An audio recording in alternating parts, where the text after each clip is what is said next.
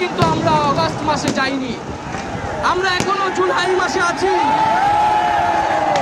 এই জুলাই হত্যাকাণ্ডের ফয়সালা করেই আমরা অগাস্টে যাব।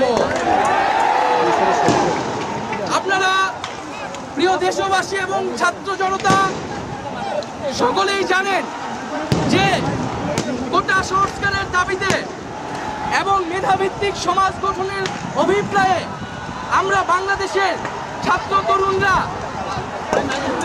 আমরা বৈষম্য বিরোধী ছাত্র আন্দোলনের ব্যানারে সারা বাংলাদেশে শান্তিপূর্ণ আন্দোলন গড়ে তুলেছিলাম। এই সবগুলো একসাথে ধরা যায়। আমাদের ন্যায্য এবং যৌক্তিক আন্দোলনে আপনারা দেখেছেন কিভাবে এই ঢাকা বিশ্ববিদ্যালয়ে আমাদের বোনদেরকে ছাত্রলীগের হায়নারা পিটিয়েছে, নির্মমভাবে হামলা করেছে। আমরা তারপরে দেখেছি যে আইন শৃঙ্খলা বাহিনীকেও দমন পীড়নে কাজে লাগিয়ে সারা দেশের ছাত্রদের উপরে নির্মম অত্যাচার শুরু করা হয়েছিল। এর প্রতিবাদে আমরা সারা বাংলাদেশে শাটডাউন কর্মসূচি দিয়েছিলাম এবং সেই শাটডাউন কর্মসূচিতে সারা বাংলার ছাত্রদের সাথে অভিভাবক, শিক্ষক সহ শ্রমিক সহ সর্বস্তরের নাগরিকরা আমাদের সাথে এসে আমাদের নিরাপত্তা দিতে নেমে এসেছিলেন। এবং আমরা দেখেছি যে এই সরকার সেই শাটডাউন কর্মসূচিতে ইন্টারনেট বন্ধ করে দিয়ে একটা ডিজিটাল ক্র্যাকডাউন শুরু করেছিল। পরবর্তীতে পুলিশ পিছু হটলে সেনাবাহিনীকে নামিয়ে কারফিউ জারি করা হয়েছিল। তারপরেও ছাত্র জনতাকে কিন্তু প্রতিরোধ থামে নাই। ছাত্র জনতা 19 জুলাই কারফিউ ভাঙার ঘোষণা আমরা দিয়েছিলাম রাতে, এবং সেই ঘোষণা কোনো মিডিয়ায় প্রচার করতে দেওয়া হয় নাই। এবং 19 জুলাই ভাই আপনারা থামেন। 19 জুলাই আমাদের সমন্বয়ক কয়েকজনকে তুলে নিয়ে নির্মমভাবে অত্যাচার করে এবং আমাদেরকে জবরদস্তি করে আন্দোলন প্রত্যাহার এবং সরকারের সাথে সংলাপের জন্য। পরবর্তীতে দেখেছেন হাসপাতালে আমাদেরকে জিম্মি করে রাখা হয়েছিল এবং সেটাও না পেরে ডিবি অফিসে আমাদেরকে তুলে নিয়ে যেয়ে জিম্মি করে আমাদের থেকে বক্তব্য নিয়ে এসেছিল। এবং আপনাদের প্রতি সাধুবাদ থাকবে যে সেই বক্তব্য বিশ্বাস না করে আপনারা রাজপথ দখলে রেখেছেন এবং ডিবি অফিস থেকে আমাদেরকে প্রধানমন্ত্রীর দপ্তরে নিয়ে যাওয়ার পরিকল্পনা তারা করছিল। আপনাদের আন্দোলন এবং আমাদের অনশনের কারণে তাদের সেই পরিকল্পনা নস্যাৎ হয়ে গিয়েছিল।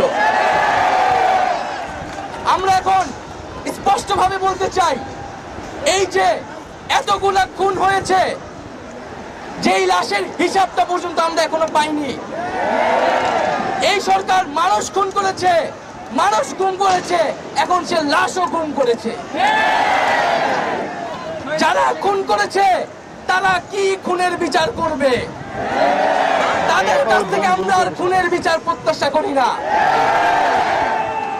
এবং আজকে সর্বস্তরের নাগরিকদের উপরে, ছাত্রদের উপরে এই যে ব্লক রেড দিয়ে গ্রেফতার করা হচ্ছে, গুম করা হচ্ছে, নির্যাতন করা হচ্ছে, আমাদের ছাত্র নেতা, সমন্বয়ক এবং সাধারণ শিক্ষার্থী তাদের মোবাইল চেক করে তাদেরকে বাসা থেকে গ্রেফতার করে নিয়ে যায়।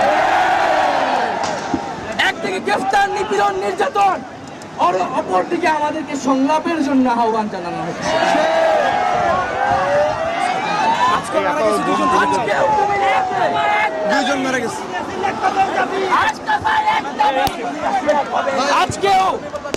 আজকেও কুমিল্লাতে হামলা হয়েছে এবং নিহত করা হয়েছে। আমার ভাই শহীদ হয়েছে।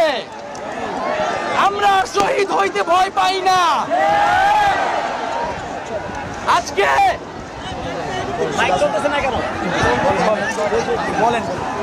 প্রিয় বন্ধুগণ, আজকে আমরা জানি জনগণের দাবি কি। আমরা সেই জনগণের দাবি আমাদের আর বলার প্রয়োজন নাই। সবাই জানে যে আমাদের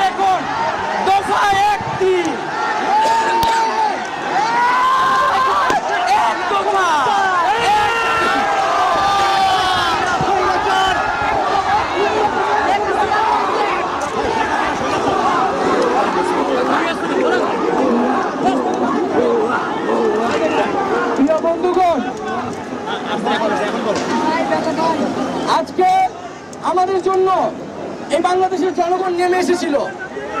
আমরা এই জনগণকে মুক্ত করতে এখন আমরা আবার রাস্তায় নেমে এসেছি। আমরা আজকে এক দফার দাবিতে আজকে এখানে হাজির হয়েছি এবং আমরা জীবনের নিরাপত্তা, বাংলাদেশের মানুষের জীবনের নিরাপত্তা, সমাজের ন্যায় বিচার প্রতিষ্ঠার জন্য আমরা এক দফার সিদ্ধান্তে উপনীত হয়েছি এবং এই সরকার কোনোভাবে আর এক মিনিটও ক্ষমতায় থাকার বৈধতা রাখে না। শেখ হাসিনা বলেছেন গণভবনের দরজা খোলা আছে।